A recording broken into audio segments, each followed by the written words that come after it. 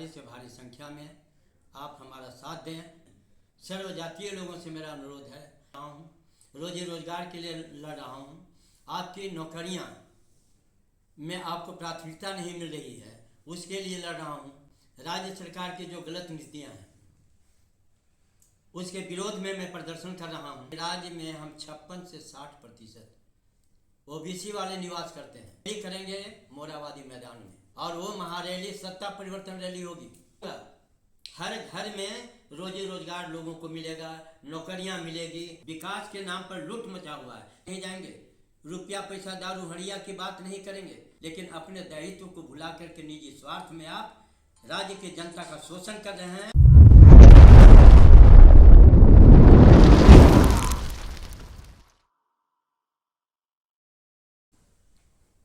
सदान विकास party की जो बैठक चल रही है, इस बैठक में 25 तारीख को 25 फरवरी दिन रविवार को एक रैली का आयोजन किया गया है। उस रैली में राज्य की सभी जनता से अपील करता हूं कि रैली को सफल बनाने के लिए आप सभी हमारा साथ दें। 25 फरवरी दिन रविवार को रैली का आयोजन है। उस रैली में आप सबों से निवेदन है कि अधिक से अधिक संख्या में, भारी से भारी संख्या में आप हमारा साथ दें। यह सदान एकता रैली है, सदान एकता रैली है। इसमें सर्व जातीय सर्व धर्मावलंबियों से अनुरोध है, दलित, पिछड़ा, हरिजन, बैकवर्ड, फॉरवर्ड, मुस्लिम जितने भी हैं, सर्व जातीय लोगों से मेरा अनुरोध है कि आप सभी अधिक से अधिक संख्या में हमारा साथ दें और रैली को सफल बनाएं। यह आपके हक और अधिकार के लिए मैं लड़ रहा हूँ, रोजी रोजगार के लिए लड़ रहा हूँ। आपकी नौकरियाँ में आपको प्राथमिकता नहीं मिल रही है, उसके लिए लड़ रहा हूँ। राज्य सरकार की जो गलत नीतियाँ हैं उसके विरोध में मैं प्रदर्शन कर रहा हूँ कि आने वाला कल जो राज्य सरकार गलती कर रही है वो उसे दोहराए नहीं। जैसे अभी एक एग्जाम्पल मैं आपको देता हूँ। राज्य में एकल पद आरक्षण हो गया, ओबीसी आरक्षण दिए, पंचायत चुनाव करा दिया गया। तो मैं सरकार से इस बात का पहले भी जिक्र किया हूँ कि आखिर आप राज्य की दशा और दिशा को किस ओर ले जाना चाहते हैं। क्या झारखंड में 80% सदान रहते हैं, उनका अस्तित्व बचेगा या इन्हें समाप्त कर दिया जाएगा। जैसे कि आप देख रहे हैं 7 जिलों में ओबीसी आरक्षण शून्य कर दिया गया। क्या वहाँ पर ओबीसी नहीं निवास करते हैं, जबकि राज्य में हम 56 से 60% ओबीसी वाले निवास करते हैं। उनका 56 से 60% हक अधिकार बनता है। आज जो राज्य की सरकार ने 14% आरक्षण दिया है, आप समझ सकते हैं कि 56 से 60% वाले को 14% आरक्षण का लाभ दिया जा रहा है। कितने लोग आएंगे रैली में? रैली कहाँ से निकल के कहाँ जाएगी, इस पर बात। रैली हमारी जयपाल सिंह स्टेडियम से अल्बर्ट का चौक तक जाएगी। रैली में हजारों हजार की संख्या में लोग आ रहे हैं और जयपाल सिंह स्टेडियम में ठहराव होगा। यहाँ से हम लोग अल्बर्ट का तक चलेंगे। यह 2 बजे से 5 बजे तक कार्यक्रम होगा। मुख्य अतिथि कौन रहेंगे इसमें? आप तो समझ सकते हैं। मुख्य अतिथि के लिए तो 15 तारीख को मैंने मीटिंग आयोजित किया है शिवानी इंटरनेशनल होटल यूनू में। तो उस दिन हम तय कर देंगे और मुख्य वक्ता कौन रहेंगे। ऐसे हमारे ही नेतृत्व में, सदान विकास पार्टी के राष्ट्रीय अध्यक्ष के नेतृत्व में ही सारे कार्यक्रम चलेंगे और रैली भी उन्हीं के नेतृत्व में चलेगी। संख्या क्या अनुमान है रैली में? रैली में संख्या कितना रहेगा? संख्या हजारों हजार लोग रहेंगे, उसमें कमी नहीं होगी। 1000 से 5000 तक के बीच में हमारा एक छोटा प्रदर्शन है, जो सदान एकता का प्रदर्शन हम कर रहे हैं। इसमें इतने लोग रहेंगे और 2024 के लोकसभा चुनाव होने के बाद हम महारैली करेंगे मोराबादी मैदान में, और वो महारैली सत्ता परिवर्तन रैली होगी। झारखंड राज्य में 80% सदानों के अस्तित्व को मिटाने का काम जो विधायक, मंत्री और सांसदों ने किया है, इसका खामियाजा तो उन्हें भुगतना ही होगा। और ये महारैली हमारी जून जुलाई में इसी 2024 में होगी, लोकसभा चुनाव खत्म होने के बाद। क्योंकि राज्य हम सदानों का है, हम 80% सदान झारखंड में निवास करते हैं। पहले भी सदानों का राज्य था, अब पुनः सदानों का राज्य में कायम करूंगा। इसमें सर्वजातीय लोग, आज तो आप देख रहे हैं कि आदिवासी के नाम पर लूटखंड मचा दिया गया है, लूटखंड चल रहा है। आदिवासियों का कोई भला नहीं हो रहा है, लेकिन मैंने आदिवासियों को प्रॉमिस किया है कि हमारी पार्टी सदान विकास पार्टी यदि सत्ता में आती है तो आपका भला एक्चुअली में मैं करूंगा। हर घर में रोजी रोजगार लोगों को मिलेगा, नौकरियां मिलेगी, घर सुधारी हमारे विधायक करेंगे और डोर टू डोर जाएंगे कि किसके घर में सरकार का रुपया नहीं जाता है। ये हमारी नीति होगी। हर घर में रोजी रोजगार देना, हर घर में नौकरियां में प्राथमिकता देना, योग्यता के आधार पर हर घर को नौकरियां मिलेगी, हर घर में रोजी रोजगार होगा। और राज्य का जो पैसा बंदर बांट होता है, विकास का पैसा, विकास के नाम पर लूट मचा हुआ है। सिर्फ शिलान्यास हो रहा है, उद्घाटन होता है, मैं उसको धरातल पर उतारूंगा। हमारी सरकार जब बनेगी तो मैं धरातल पर उतारूंगा। और राज्य में हम वोट मांगने किसी के दरवाजे में नहीं जाएंगे, रुपया पैसा दारू हड़िया की बात नहीं करेंगे। हम उनको आर्थिक मजबूती प्रदान कर देंगे कि वो खुद चल करके मेरे पास आएंगे कि सर ऐसा मुख्यमंत्री है, ऐसा सरकार बना है कि आकर के लोग बोलेंगे सर वोट मैं आप ही को दूंगा, आपको मेरे पास आने की जरूरत नहीं है, मैं वैसा सरकार बनाऊंगा। 25 तारीख के रैली का मुख्य उद्देश्य क्या है? 25 तारीख के रैली का मुख्य उद्देश्य यही है। हम सालाना एकता रैली किए हैं, सर्वजातीय लोगों की एकता रैली बुलाए हुए हैं। हम एकता का प्रदर्शन दिखाएंगे। यह छोटा रूप है, लेकिन हम एकता का प्रदर्शन दिखाएंगे। जैसे मैंने आपको बता दिया कि लोकसभा चुनाव के बाद हम महारैली करेंगे जो सत्ता परिवर्तन रैली होगा, इसीलिए मैं एक छोटा प्रदर्शन दिखा रहा हूँ। मुख्यमंत्री हेमंत सोरेन के खिलाफ नित्य प्रतिदिन नए नए खुलासे हो रहे हैं। एक और भ्रष्टाचार के मिटाने की बात करते हैं, आज वो खुद भ्रष्टाचार में लिप्त हैं और नए नए खुलासे हो रहे हैं।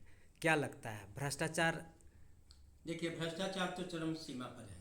चूँकि राज्य का मुखिया जो होता है वो प्रशासनिक पदाधिकारियों पर अंकुश नहीं लगा पाया।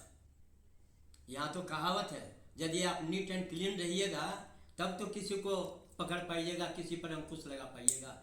अपने को साफ छवि बनाना होगा, तब जाकर के भ्रष्टाचार राज्य से मिटेगा और आर्थिक विकास होगा लोगों का। सिर्फ विकास करने से विकास नहीं, ये भ्रष्टाचार में लिप्त हैं, तब तो ईडी वाले इतना परेशान कर रहे हैं, और अन्य लोग को क्यों नहीं करते। केंद्र सरकार के प्रति आदिवासी समुदाय का खासा आक्रोश है। उनका कहना है कि केंद्र की सरकार ईडी के माध्यम से आदिवासी मुख्यमंत्री को परेशान करने का ये षड्यंत्र है, क्योंकि वो मुख्यमंत्री जो हैं आदिवासी के हैं। क्या लगता है आदिवासियों का ये कहना? सबसे बड़ी बात तो है कि अगर आप निर्दोष हैं तो ईडी रहेगा, चाहे प्रधानमंत्री रहे, चाहे केंद्र की सरकार हो, आपको कुछ नहीं बिगाड़ पाएगी। दाव कहता है, जब छोटा सा फुंसी होता है तो भगंदर बनता है। आपने कुछ दाव छोड़ा होगा तब तो आज केंद्र की सरकार आपके ऊपर परेशान कर रही है, बाकी अन्य लोगों को नहीं कर रही है। दूसरी चीज, केंद्र की सरकार से मैं निवेदन करूंगा कि अगर यदि कोई आक्रोश की भावना अगर किसी के प्रति होती है तो ऐसा नहीं हो, वैसा नहीं करें। और हमारे राज्य के मुखिया हैं हेमंत सोरेन जी, आदिवासियों का आक्रोश जो दिख रहा है तो हो सकता है गलतफहमी का शिकार भी हो, गलतफहमी का शिकार हो, इसके लिए भी आक्रोश हो सकता है, या पर्सनली आपसे कुछ ऐसा नाता जुड़ा हुआ है जिसके चलते हम आक्रोश दिखा रहे हैं। लेकिन ये आक्रोश का कोई विशेष मुद्दा नहीं है। मुद्दा सिर्फ है नीतिगत आधारित कार्यक्रम को चलाना, नीतिगत आधारित पर विशेष विचार करना, उसके बाद किसी प्रकार का आक्रोश या कदम उठाना चाहिए। परिचय दें। लोकसभा चुनाव को लेकर के सदान विकास पार्टी क्या रणनीति तैयार कर रही है? देखिए, लोकसभा चुनाव के लिए हमारी सदान विकास पार्टी ऐसे जैसे पिछली बार चतरा लोकसभा चुनाव लड़ा था, तो 1-2 सीट पर हमारी पार्टी चुनाव लड़ेगी लोकसभा। कौन कौन सा क्षेत्र? और अभी क्षेत्र का हम डिक्लेरेशन नहीं दे सकते हैं, लेकिन इतना निश्चित है कि 2-4 सीट पर हम लोकसभा चुनाव जरूर लड़ेंगे। हमारे पास प्रत्याशी लोग आ रहे हैं, उनका कहना है कि भाई हम राज्य के सदान बाहुल्य राज्य है, सदान बाहुल राज्य में बीजेपी, आरजेडी, कांग्रेस, माकपा, माले, झारखंड मुक्ति मोर्चा ने हमारे अस्तित्व को समाप्त कर रहा है, इसलिए हम लोग चुनाव लड़ेंगे। इस मुद्दे पर हमारे प्रत्याशी चुनाव लड़ेंगे। लोकसभा चुनाव में आप लोग का मैनिफेस्टो क्या होगा? लोकसभा चुनाव में हम लोगों का जो मैनिफेस्टो सदैव बना हुआ है और जो मैं बोलते आ रहा हूँ कि रोजी रोजगार दूंगा, भ्रष्टाचार मिटा दूंगा, नौकरियां हर घर में मिलनी चाहिए, वो मैं देने का प्रयास करूंगा, जो 100% मिलेगा। क्योंकि एक नौकरियां आती है तो किसी के घर में आज भी आप देख सकते हैं 5-5 है एम्प्लॉय, किसी के घर में एक नहीं है। तो आप कल्पना कर सकते हैं जिसके घर में 5 है उसका स्टैंडर्ड ऑफ लिविंग क्या होगा, जिसके घर में एक नहीं है उसका स्टैंडर्ड ऑफ लिविंग क्या होगा। तो राज्य में हमारे सदान जितने हैं, सबसे बड़ी बात है एकल पद आरक्षण हो गया, इसके लेकर के भी सदानों को बहुत कष्ट झेलना पड़ रहा है। ओबीसी आरक्षण दिए बिना भी पंचायत चुनाव करा दिया गया, इससे भी सदान आक्रोशित है। सदान ही नहीं, सर्वजातीय लोग आक्रोशित हैं, 99 जातियाँ आक्रोशित हैं। तो 99 जातियाँ अगर 1 साइडेड मतदान करेंगे तो लोकसभा जीतना कोई बड़ी बात है। तो हम लोकसभा भी विजयी होंगे, 2-4 ही सीट होंगे लेकिन जरूर होंगे। आज के डेट में रोजगार योग्यता है, योग्यता रहते हुए राज्य की सरकार हो या केंद्र की सरकार हो, हमारी योग्यता को लोग परख नहीं रहे हैं और योग्यता के आधार पर जो मुझे मिलना चाहिए वो हमें नहीं मिल रहा है। नतीजा क्या हो रहा है, हमारे बच्चे बाहर भाग रहे हैं क्योंकि राज्य की सरकार ऑब्जर्व नहीं कर पा रही है। जब आप कहते हैं कि मजदूर पलायन कर रहे हैं, उसी प्रकार शिक्षाविद लोग पलायन कर रहे हैं। मजदूर पलायन क्यों कर रहे हैं कि राज्य की सरकार की जो योजना है वो धरातल पर नहीं उतर रही है, इसीलिए मजदूर पलायन कर रहे हैं। अगर राज्य सरकार के यहाँ के विधायक, मंत्री और सांसदों का ठोस कदम होता तो आज हमारे यहाँ का मजदूर या हमारे यहाँ के जो पढ़े लिखे MBA BA करके लोग बाहर जा रहे हैं वो यहाँ से पलायन नहीं करते। इसकी व्यवस्था राज्य सरकार को करनी चाहिए, जो राज्य सरकार करने में विफल है।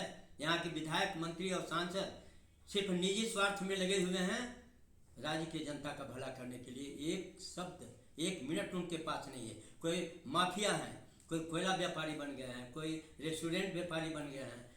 जनप्रतिनिधि की बात बता रहा हूँ, जबकि उनको होना नहीं चाहिए। आप जनता के लिए बने हैं, जनहित के लिए बने हैं, तो जनता का भला कीजिए। आप जनता का भला करने के बजाय आप क्या कर रहे हैं, कोयला व्यापारी बन गए हैं, जमीन दलाल बन गए हैं, कोई फ्लैट बना रहे हैं, कोई शोरूम खोल रहे हैं। तो सारे जनता का विकास का रुपया तो आप निजी स्वार्थ में लगा रहे हैं, तो जनता का विकास कहाँ होगा। हमारे पढ़े लिखे लोग बेरोजगार हैं, कहीं जाते हैं तो 8,000 10,000 की नौकरी मिलती है। आप सोचिए MBA आप किए हैं, M.Ed किए हैं, B.Ed किए हैं और 8,000 10,000 की नौकरी मिलती है, तो उसका स्टैंडर्ड ऑफ लिविंग कैसे हाई होगा। उसकी योग्यता के आधार पर आप व्यवस्था नहीं कर पा रहे हैं, प्राइवेट में लोग दौड़ रहे हैं, तो उनका स्टैंडर्ड ऑफ लिविंग राज्य की सरकार गिरा रही है, उनकी वैल्यूएशन गिरा रही है, उनका अस्तित्व मिटा रही है। मैं राज्य सरकार से निवेदन करता हूँ कि राज्य में विभिन्न प्रकार के मंत्री हैं, सबों का दायित्व है, लेकिन अपने दायित्व को भुला करके निजी स्वार्थ में आप राज्य की जनता का शोषण कर रहे हैं। ये शोषण करना बंद कीजिए। नौजवान लड़के लड़कियों का आप शोषण कर रहे हैं, वो शोषण करना आप बंद कीजिए और राज्य का भला कीजिए, राज्य का विकास कीजिए। और नहीं तो सदान के लिए क्या करेंगे? डॉक्टर राजेंद्र प्रसाद साहू, राष्ट्रीय अध्यक्ष सदान का।